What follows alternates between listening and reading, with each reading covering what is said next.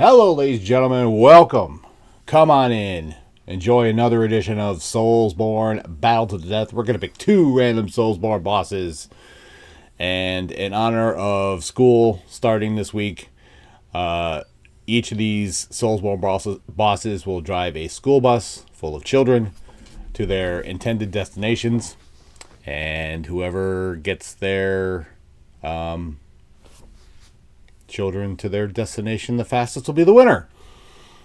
Took me a while to spit that out of my mouth, but that's what I was going for there. So there we go.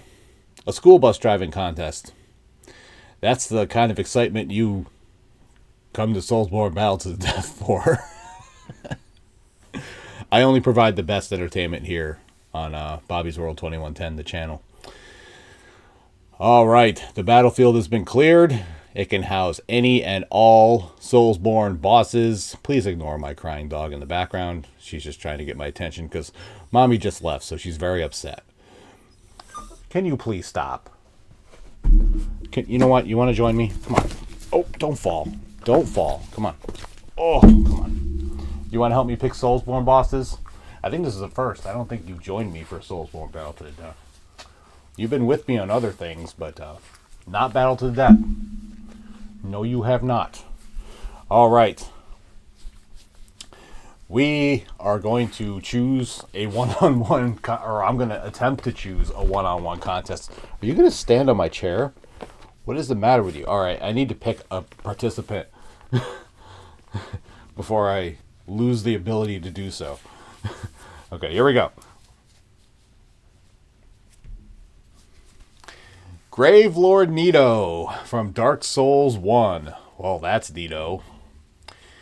Yeah, no one's ever heard that one before. Gravelord Nito. Nito's a pain in the butt. Nito is certainly a pain in the butt. One of the owners of the Dark Soul, isn't he? I believe so. I know it's one of the owners of something. I'm just trying to remember what it is in the original Dark Souls. The Lord Souls? Is that what it is? Yeah, one of the owners of the Lord Souls. As we are recording this, I am working my way through Dark Souls Remastered, the No Estus run. So I will eventually find my way to Gravelord Nito, and I'm sure that is going to be just a blast, considering the terrible experience I've had with this dumpster fire so far. I've been shitting all over this game since I started playing it. Can't wait to get back to Elden Ring. Alright, Gravelord Nito. Gravelord Nito is a formidable competitor on SoulsBorne Battle to the Death. So yeah, it's always an interesting time when we land on him. Alright, we're going to take this wheel for another spin as Ripley falls off my lap. You're going to climb on my shoulder? Here, go ahead. Climb on my shoulder. At least then I could have use of my arms. You're not even all the way up there, dude. What are you doing? Oh my god. I'm so sorry, ladies and gentlemen. This is not how I intended the SoulsBorne Battle to the Death to go. There you go. You're not stable up there. You're going to fall. You know what? I'm going to let you fall. I'm just going to let you fall until you figure it out. Okay, are you done then? Are you done? You know, I got a show to do. People are waiting. People are waiting for me to pick the opponent for Gravelord Nito. And you're just over here dicking around. Okay, I'm just going for it. We got Gravelord Nito in one corner, and in the other corner we have the Guardian Dragon. I believe that's from Dark Souls 2 as well, I think. Well, I say as well. Nito's not from 2, but I'm flashbacking to the previous episodes I've already recorded today, so don't mind me. Alright, Gravelord Nito and the Guardian Dragon. That's an interesting fight. Probably worthy of the mid-card, let's be perfectly honest. Alright, we are going to go to the contractually obligated bio, so let's have a look at Gravelord Nito. After the first flame appeared in the world of Dark Souls, Gravelord Nito was one of the first primordial humanoid beings that appeared underground, bringing life, death, and disparity. Whatever that means. So was he a god or was he not a god? He was one of those who found one of the four Lord Souls, along with Gwyn, Lord of Sunlight, the Witch of Izalith, and later the Furtive Pygmy. Nito would die later on, but the power of his soul would bring him back to life, and with the power of necromancy, he would become a living mass of just skeleton corpses, conjoined skeletons, and I'm not so sure if that's a trade-up or not. Nito learned to harness the power of his Lord Soul and crafted it into his sword, the Gravelord Sword, which was capable of bringing death to any living being, which is true of any sword, really. But yes, this sword is special. I believe it unleashes a toxin that builds up death or something. Nito would ally himself with Gwyn and the Witch of Izalith in their war against the dragons, and after a long battle they would emerge victorious, exterminating most of the archdragons and conquering the world.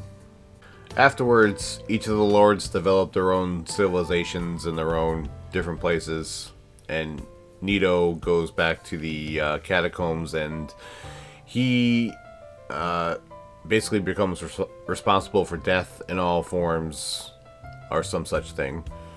Nito is responsible for the ritual of kindling bonfires, so I guess we have him to thank for that. So thank you, Nito. We really appreciate it.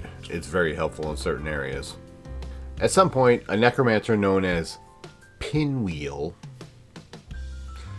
manages to come in and steal Nito's right of kindling, which I'd still like to know how that happened. At some point, the followers of a divine cult raid the catacombs and try to steal Nito's mortal power, but they fail and they end up dying down there. So when you play Dark Souls 1, you will eventually cross paths with Nito, because Nito has one of the Lord Souls that you need to get to the end of the game. So yeah, Nito is one of the top guys, I guess, and he is most certainly a formidable opponent. He's a boss that people like to talk about. People haven't forgotten about Nito, but yeah, he's certainly you don't mess with Nito. You don't mess with death. I think that goes without saying. I think it's a good rule of thumb to not mess with death. So therefore, you don't mess with Gravelord Nito.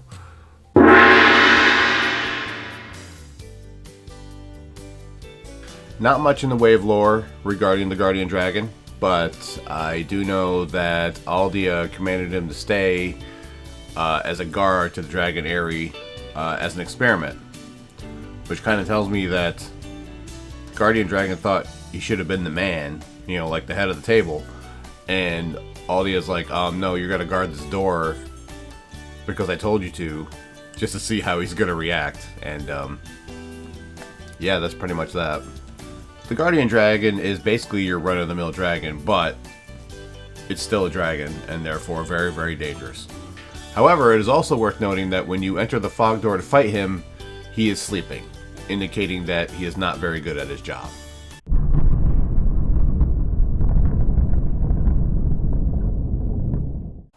I think this is a much more interesting fight than it might appear to be on paper.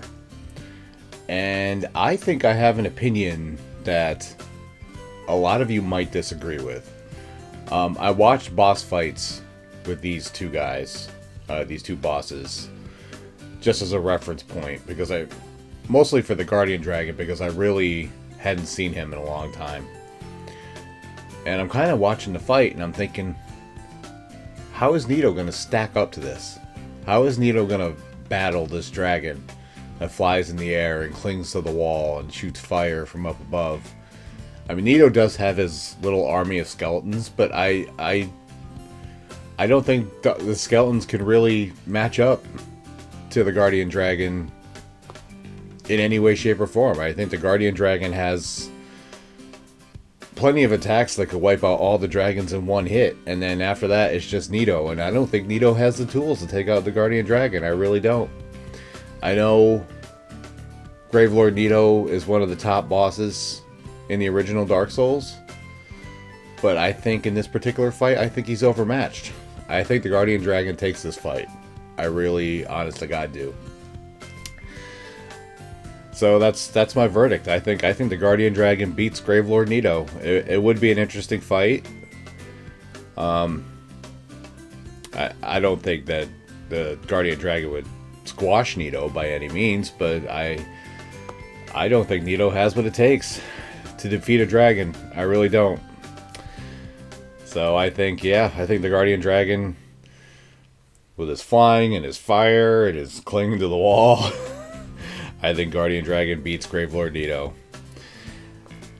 Sorry if that's a controversial opinion. I don't know what to tell you, but it is just my opinion.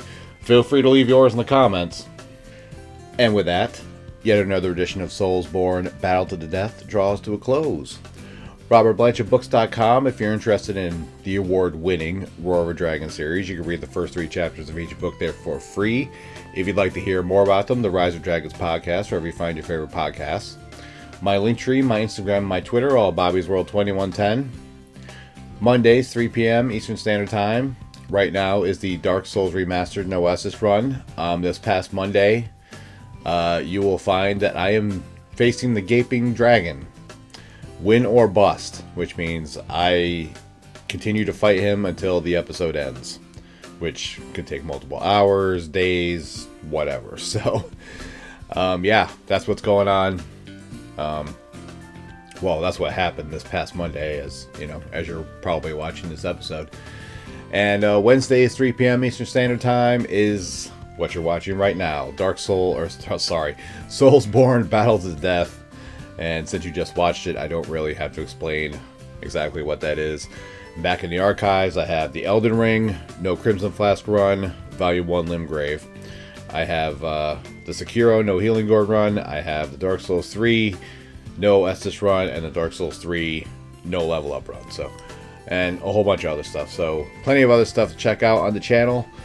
And I also have the Your Father's Story videos that I just put up, the first 2.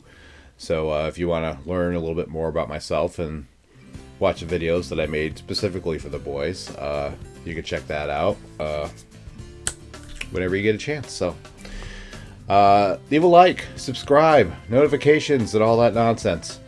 I love you guys, and I appreciate your love and support very much. As always, the support has been growing on the channel, and I really, really appreciate that. It means a lot to me. It means a lot to my work is validated in some small form or fashion. And as long as that's the case, I will continue to do things like this, and because I enjoy doing it, and I enjoy sharing my work with the world. So as long as there's an audience for it, I will continue to produce more content. So yeah, that's pretty much it. I hope everyone has an amazing week. Be well, stay safe, and as always, it's Bobby's World, and you're all just living in it. See y'all for live, y'all. Bye. What's going on, guys? Thank you for checking out the video today, but I got a question for you. Did you know I wrote a book? Did you know I wrote 3 books? Did you know that they're all part of the same series? The Roar of a Dragon, The Treachery of a Weasel, and The Cry of a Raven. ReadersFavorite.com says that its intensity rivals that of the Game of Thrones series. Now, I personally think that's crazy, but it's not for me to judge. It's for you to judge. Go to RobertBlanchardBooks.com and you can check out the books right now. But wait, that's not all. All 3 books got 5-star reviews in ReadersFavorite.com. These books won the silver medal in the Literary Titan Awards. The Cry of a Raven won silver at the Global eBook Awards. So what are you waiting for? Read about Aiden's dream to become a Knight of Delmar. Read about his death and resurrection. Oops, I gave that away, didn't I? And read about his journey back home from 3,000 years in the future to stop the evil that started in Delmar. Go to RobertBlanchardBooks.com. You can read the first 3 chapters of each book there for free. And then, if you're interested, you can buy the books there as well. And if you've already read the books or you just want to hear more about them, you can check out the Rise of Dragons podcast. You can listen to it wherever you listen to your favorite podcast. And in every episode, I cover a character from the book, an event from the book, my journey into writing, and everything in between. Ripley, what do you got to say about all this? Give me a treat or I will end you. You know she's telling you to check out the books. Go to robertblanchardbooks.com to check out the books, or listen to the Rise of Dragons podcast if you want to hear about them. That's all I got to say, and thank you for watching this video.